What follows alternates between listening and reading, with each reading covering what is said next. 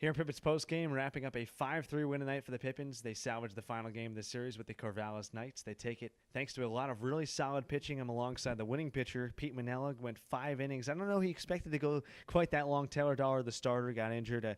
Just take me through first your approach. You jump in there in the third inning. I know that one of the first pitches you throw, if not the first pitch you threw, over the left field fence for a home run. After that, you settled down. I think you retired 10 of the next 11. Take me through your approach, knowing that, hey, I got to eat up some innings here, and obviously settling down shortly after the home run. Yeah, I was just trying to throw strikes and pitch to contact, let my defense work as much as possible.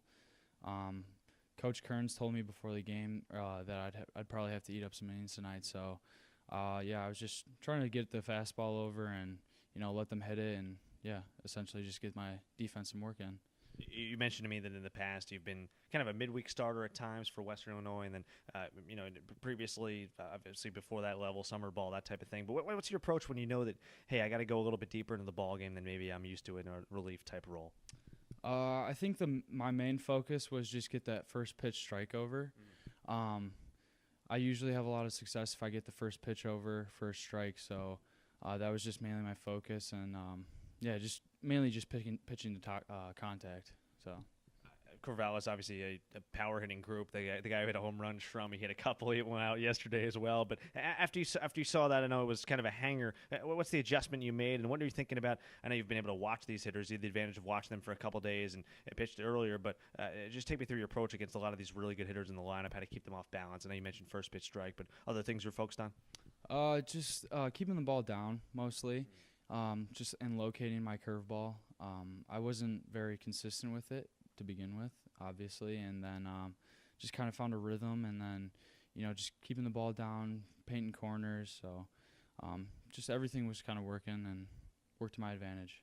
Well, one thing I've always been curious with, I know you did a good job tonight with runners on base and limiting damage, keeping guys stranded. What's your approach as a left-hander? Because I haven't seen you, I don't know if you've picked off a base runner yet here, but what's your approach as a lefty? I know a couple of our guys got picked off by left-handed pitchers, but how are you so effective with guys on base? What's your key? I try to, vary my picks, vary my looks, and, just throw strikes and keep them off balance. And then, just vary looks and,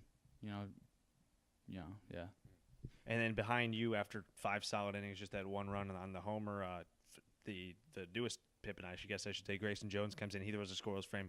Connor White, he's obviously been terrific. Gets his 8th save. Talk about the guys behind you in the bullpen, the way all you guys were able to be so effective here tonight.